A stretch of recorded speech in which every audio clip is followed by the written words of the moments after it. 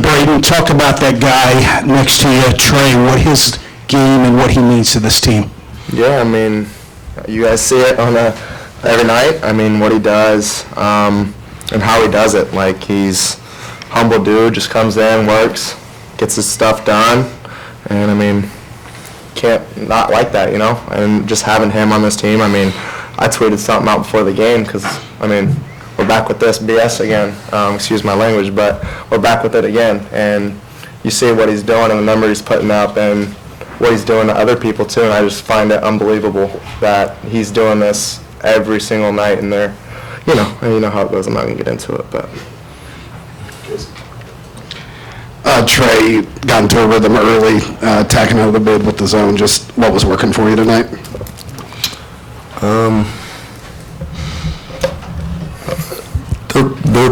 Sorry, my voice is kind of out right now.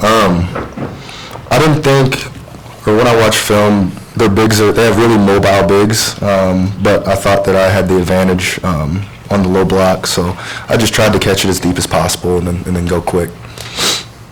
Trey, you seemed to be rebounding angry. Did I imagine that, or was that accurate? I think it's more, I mean, I'm trying to rebound every time offensively, but I think it's more of, they're playing a zone, and so when the other team's playing a zone, you get more opportunities. They don't really know exactly, who they're boxing out every time. So I try to take advantage of that. Troy, obviously, Braden was referring to the Kareem Abdul-Jabbar list that you weren't on, or Carmel list, or whatever position they want to classify you as, and I know that isn't a big deal to you, but how special is it that this team, we saw this with Braden last year, not being on the Bob Cousy semifinalist list. The team seems to rally around guys when they feel like their boys are slighted a little bit. Oh yeah, I didn't know. I didn't know that was a thing. Well, I just told you so. Well, I just meant, I didn't know the Kareem thing was an award. Well, I mean, I appreciate it. I appreciate that he's got my back. But that's what this team is. Everybody has each other's back, so it's great to be a part of a locker room like that. Fletcher, obviously you guys weren't missing a lot of shots early, giving them any chances for rebounds, but still, I think it was 16-3 or something like that at one point, the rebounding advantage. And over the course of the season, just how have you seen this team progress from a rebounding standpoint? Where do you think you still need to go? Yeah, I thought we started off hitting shots, which obviously helped. It's tough to rebound makes, so when you can get out and push in transition, you get layups, and we can just get out and go. But I thought we struggled rebounding tonight, and we won by 17 on the rebounds. So it's obviously we've come a long way from it, but like Coach always says, it doesn't stop. You got to rebound every single night. Some teams are better, but it's a focus every night to win the game. Fletcher, just why has your baseline inbound offense been so good this season? I don't know. It's good when I don't turn it Sasha over. Anybody have any Stefanovic does thoughts? a great job calling plays. Sasha. Trey, just the work you put in at the free throw line, knowing the position you were going to play this year and the contact that you were going to take, just what does that entail off season and during the season to be able to hit the free throws that you've been hitting? Yeah, I mean, it's just spending time on it. After practice, before practice, just the amount of work I put in, in the off season. I'm just glad it's paying off, especially in games when we need it. I mean, they're a really good team, and if I don't make 8 of 9 free throws, like what does that game look like? If I'm missing free throws and then they're coming down and hitting shots, so like I said, I'm glad it's paying off. In you three guys, I'm fine with talk about Caleb, what he's meant to this team this year, rebounding, scoring. Any of you, go ahead. Caleb's been everything. It's gotten us from a good team to a great team, and for him to stick with it. Last year we had a great basketball team.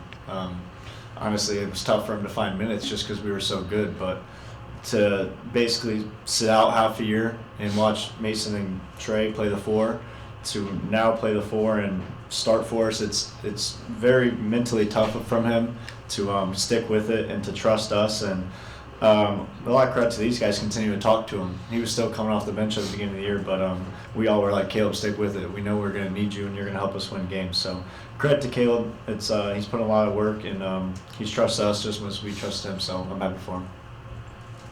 Braden, we've seen you have some big rebounding nights. You've got some younger guards on this team that I assume probably need that example. Do you feel like you're trying to set that with the way that you attack as a rebounder from your position?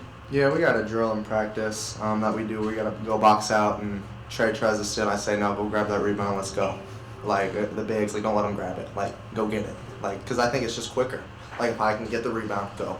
Same with them, CJ, Jakari. It's quicker instead of outletting it, right? So if you just get it and go, you're already in transition, you're already kicking it up, whatever the case may be. So, like, I've told them, like, hey, go get it and jump, and they've done an unbelievable job so far. About the turnover. Braden, you guys have 8 guys score 7 or more points. Just what did you see with that zone they were throwing at you in the first half and how you were able to get everyone involved? Yeah, I think I say it almost every year. That's why everybody's here, because, I mean, they're good enough to play. They're all committed to winning, and they put a lot of work in, like from the young guys all the way up to us. Everybody puts in time, is in there shooting, and we honestly missed a lot of shots, if I'm being completely honest, wide open ones. And if we make those shots like we normally do, like, you know, it's whatever. But I mean, they're doing a great job, just getting in the gym, putting in work, and just continuing to stay confident in that. So.